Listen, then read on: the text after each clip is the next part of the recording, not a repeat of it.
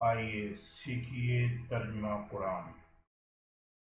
آج کا ہمارا سبق ہے سورہ کہف کی آیت نمبر 40 سے 42 تک کا ترجمہ۔ ان آیات میں بیان کیا گیا ہے کہ دو آدمی ہیں، ایک مالدار ہے، متکبر ہے، اس کے باغات ہیں، وہ سمجھتا ہے کہ میرے باغات ہمیشہ رہیں گے۔ دوسرا غریب ہے، مالدار آدمی غریب سے کہتا ہے کہ دیکھ میرا کتنا مال ہے اور میں تجھ سے مال و دولت میں زیادہ ہوں، اور میرا مال ہمیشہ رہے گا، یہ کبھی فنا نہیں ہوگا، اور نہ ہی قیامت آنی ہے۔ اگر آ بھی گئی تو پھر بھی میں جیسے دنیا میں اچھے مقام پر ہوں، اچھے مرتبے پر ہوں، آخرت میں بھی میرا مرتبہ بہت اچھا ہوگا۔ جو غریب آدمی ہے اسے سمجھاتا ہے کہ اگرچہ میں غریب ہوں، ہو سکتا ہے کہ اللہ تبارک و تعالی مجھے تجھ سے بہتر مال دے دے، اور یہ بھی ہو سکتا ہے کہ تیرے مال پر، تیرے باغ پر کوئی آفت آ جائے، یہ فنا ہو جائے۔ یہ کن الفاظ میں یہ غریب آدمی کن الفاظ میں امیر آدمی کو نصیحت کرتا ہے، اس کا تذکرہ ان آیات میں ہے۔ آئیے دیکھتے ہیں۔ اعوذ باللہ من الشیطان الرجیم، بسم اللہ الرحمن الرحیم۔ فَعَسَىٰ رَبِّي أَن يُؤْتِيَنِي خَيْرًا مِّن جَنَّتِكَ۔ عسا ممکن ہے، عسا امید کی جا سکتی ہے، عسا ان قریب۔ فَعَسَىٰ تو ممکن ہے، ربی میرا رب، ان یؤتینی یہ لفظ ہے، آتا اس نے دیا، یؤتی وہ دیتا ہے، یہ لفظ یہاں ہے یؤتی وہ دیتا ہے یا دے گا۔ ان آنے کی وجہ سے فعل مضارع منصوب ہو گیا، یا کے اوپر زبر آ گئی۔ این یؤتیا کہ دینی مجھے، فَعَسَىٰ رَبِّی أَن يُؤْتِيَنِی تو ممکن ہے کہ میرا رب دے مجھے، خیراً بہتر، من جنتک جنت باغ کا تیرا، من جنتک تیرے باغ سے، فَعَسَىٰ رَبِّی أَن يُؤْتِيَنِی خَیْرًا مِّن جَنَّتِکَ تو ہو سکتا ہے کہ میرا رب مجھے تیرے باغ سے بہتر باغ عطا کر دے۔ وَيُرْسِلَ عَلَيْهَا حُسْبَانًا مِّنَ السَّمَاءِ وَيُرْسِلَ ارسل یرسل ارسل اس نے بھیجا، یرسل وہ بھیجے گا، لام کے اوپر پیش، یرسل وہ بھیجے گا، کیونکہ پیچھے آنا آ رہا ہے، اس کی وجہ سے یہ یہاں بھی فعل مضارع منصوب ہو گیا۔ وَيُرْسِلَ اور بھیج دے، علیہا علی پر، اس علیہا اس پر، حسباناً کوئی عذاب، من السماء آسمان سے، وَيُرْسِلَ علیہا اور بھیج دے اس پر، حسباناً من السماء آسمان سے کوئی عذاب، فَتُصْبِحَ صَعِیدًا زَلَقًا پھر تصبح اصبح یصبح، اصبح وہ ہو گیا، یصبح وہ ہو جائے گا، اور جو کی جگہ تا لگا دیں، تصبح تو ہو جائے گا، یا مؤنث غائب کے لیے آتا ہے وہ ہو جائے گی، یہاں مؤنث غائب کے لیے آیا ہے، وہ مؤنث غائب کیا ہے؟ جنت کا تیرا باغ، یعنی تیرے باغ پر کوئی آفت آ جائے، کوئی عذاب آ جائے، فَتُصْبِحَ پھر ہو جائے، یہاں بھی فعل مضارع منصوب ہے کیونکہ پیچھے ان آ رہا ہے، فَتُصْبِحَ پھر ہو جائے، صعیداً چٹیل میدان، صعید مٹی کو کہتے ہیں، چٹیل میدان، کیسا میدان؟ صعید مٹی، صعید میدان، زلقا زالہ کا ایسی مٹی جس پر پاؤں رکھیں اور پاؤں پھسل جائے، یعنی جس کے راستے میں کوئی رکاوٹ نہ ہو، بالکل صاف ہموار، سعیدن زالہ کا چٹیل میدان، فتصبح سعیدن زالہ کا پھر وہ ہو جائے ایک چٹیل میدان۔ یعنی یہ ممکن ہے کہ اللہ تبارک و تعالیٰ مجھے تیرے باغ سے بہتر باغ عطا کر دے، اور تیرے باغ پر کوئی آسمانی آفت آ جائے اور اس کو تباہ و برباد کر دے اور وہ ایک چٹیل میدان بن جائے۔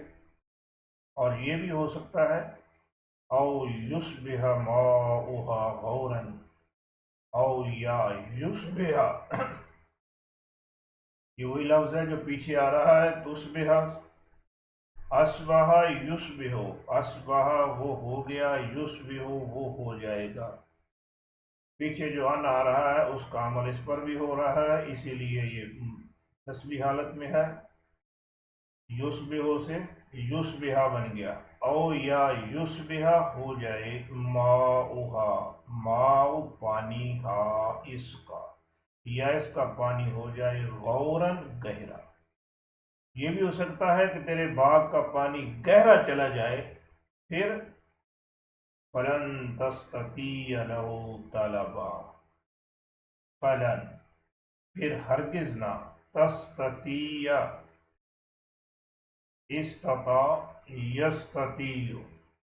یستطیع وہ طاقت رکھتا ہے، تستطیع تو طاقت رکھتا ہے۔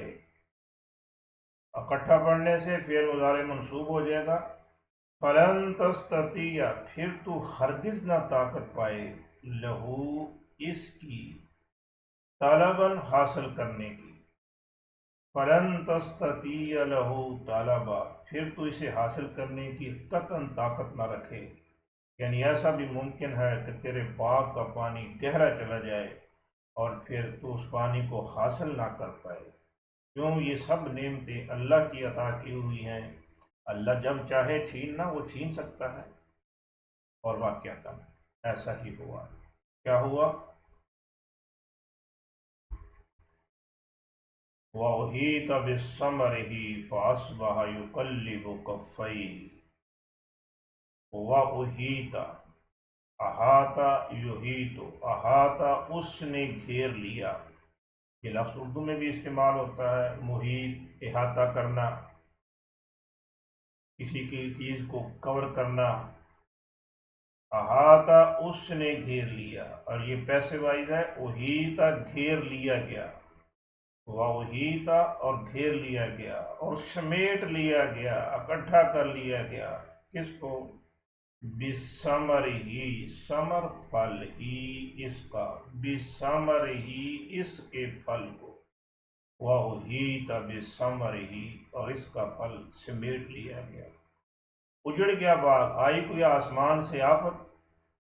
کیا آئی ہوگی اللہ ہی بہتر جانتا ہے، کوئی بارش آ گئی، کوئی ژالہ باری ہو گئی، کوئی آندھی چل گئی ہوگی، کوئی ٹڈی دل آ گیا ہوگا، کوئی مصیبت آئی کہ اس کا سارا باغ اجڑ گیا۔ جب صبح گیا باغ میں تو کیا ہوتا ہے؟ فَأَصْبَحَ، پھر اصبح وہ ہو گیا، صبح کے وقت وہ ہو گیا، کیا ہو گیا؟ یقلب، قلب یقلب، قلب اس نے پھیرا، یقلب وہ پھیرتا ہے، وہ پھیرتے رہ گیا، کفیہ یہ لفظ ہے، کفین، کف کہتے ہیں ہتھیلی کو، کفین دو ہتھیلیاں، دونوں ہاتھ، ہی اپنے، کفین اور ہی کو جب ملا کے مرکب بنائیں گے تو کفین کا نون گر گیا، لفظ باقی رہ گیا کفیہ اپنی دونوں ہتھیلیاں، فاصبح پھر لگا یقلب الٹ پلٹ کرنے، کفیہ اپنی دونوں ہتھیلیاں، جب دیکھا کہ باغ اجڑ گیا ہے تو اپنے ہاتھوں کو ہلا رہا ہے، الٹ پلٹ کر رہا ہے، یعنی اپنے ہاتھ ہی مسلتا رہ گیا، کس بات پر؟ اللہ پر، ما انفقا، ما جو انفقا اس نے خرچ کیا تھا، فی میہا اس، فیہا اس میں، الا ما انفق فیہا جو اس نے اس باغ میں خرچ کیا تھا، وہ کھاد بھی ڈالی، کوئی اس میں مزدوری کروائی، جو بھی اس نے خرچہ کیا اس خرچے پر وہ ہاتھ ہی ملتا رہ گیا۔ وَهِيَ خَاوِيَةٌ عَلَىٰ عُرُوشِهَا، واہیا اور یہ مذکر کے لیے ہو آتا ہے، مؤنث کے لیے ہے ضمیر ہے، یہ جا رہی ہے باغ کی طرف، جنت مؤنث ہے، واہیا اور وہ خاویتن گری ہوئی تھی، وہ باغ گرا ہوا تھا، علی عروشہا عرش چھت، ہا اس کی، علی عروشہا اپنی چھتوں کے بل۔ انگوروں کی بیلیں چڑھانے کے لیے جو چھتریاں بنائی جاتی ہیں وہ چھتریاں سب نیچے گری ہوئی تھیں، وَهِيَ خَاوِيَةٌ عَلَىٰ عُرُوشِهَا اور وہ باغ گرا ہوا تھا اپنی چھتوں کے بل۔ جیسے ہی دیکھتا ہے اور اس کو اپنی غلطی کا احساس ہوتا ہے، غلطی کا احساس ہو جانا بھی بڑی بات ہے۔ اللہ تبارک و تعالیٰ کی طرف سے جو انسان پر آزمائشیں آتی ہیں، امتحان آتے ہیں، اصل میں اللہ تبارک و تعالیٰ بندے کو سمجھانا چاہتا ہے کہ یہ بندہ یہ بے راہ روی سے واپس پلٹ آئے اور اپنے رب کی اطاعت اور فرما برداری پر لگ جائے۔ اس بندے کو بھی احساس ہو گیا کہ میں غلطی پر تھا، کیا کہتا ہے؟ وَيَقُول اور کہتا ہے یا لیتنی، یا اے لیت کاش، نی میں، یا لیتنی اے کاش کہ میں، لم اشرک، اشرکا یشرکو، اشرکا اس نے شرک کیا، یشرک وہ شرک کرتا ہے، وہ شریک ٹھہراتا ہے، اور یا کی جگہ پر حمزہ لگا دے، اشرکو میں شریک کرتا ہوں۔ فعل مضارع کے شروع میں اگر لم آ جائے تو فعل مضارع مجزوم ہوتا ہے، ہو جاتا ہے، جیسے یہاں کاف پر جزم آ گئی اور یہ چلا جاتا ہے ماضی میں، اشرکو میں شرک کرتا ہوں، لم اشرک میں نے شرک نہ کیا ہوتا، یا لیتنی اے کاش کہ میں نے، لم اشرک نہ شریک کیا ہوتا، بی ربی، ربی اپنے رب، بی ربی اپنے رب کے ساتھ، احدن کسی کو، یقول وہ کہتا ہے یا لیتنی لم اشرک بربی احدا، اے کاش کہ میں نے اپنے رب کے ساتھ کسی کو شریک نہ ٹھہرایا ہوتا۔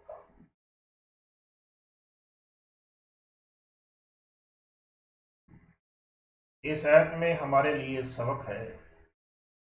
کہ جس کسی کے پاس بھی مال و دولت ہے، اللہ سب کو دے، مال و دولت دے، لیکن مال و دولت پر گھمنڈ نہ کریں، یہ نہ سمجھیں کہ یہ میری محنت اور قابلیت ہے، بلکہ یہ سمجھیں کہ یہ میرے مالک کا احسان ہے، اور جب تک وہ اللہ چاہے گا یہ نعمت میرے پاس رہے گی، وہ چاہے تو یہ واپس بھی لے سکتا ہے۔ تو اللہ نے جو نعمت دی ہے ہمیشہ اللہ تبارک و تعالیٰ کا شکر ادا کرتے رہیں، جب بھی نعمت کو دیکھیں تو اللہ تبارک و تعالیٰ کا شکر کریں اور کہیں ماشاء اللہ لا قوت الا باللہ، اور وہ مالک اگر چھیننا چاہے تو دولت واپس بھی لے سکتا ہے، اگر لے بھی لے تو بھی اللہ تبارک و تعالیٰ کا شکر ادا کرنا چاہیے، اور جہاں کہیں آپ نے سے غلطی ہوئی ہے اس غلطی کو ڈھونڈ کر اس کی اصلاح کرنی چاہیے۔ اللہ رب العزت ہمیں قرآن مجید پڑھنے، سمجھنے اور اس پر عمل کرنے کی توفیق عطا فرمائے۔ والسلام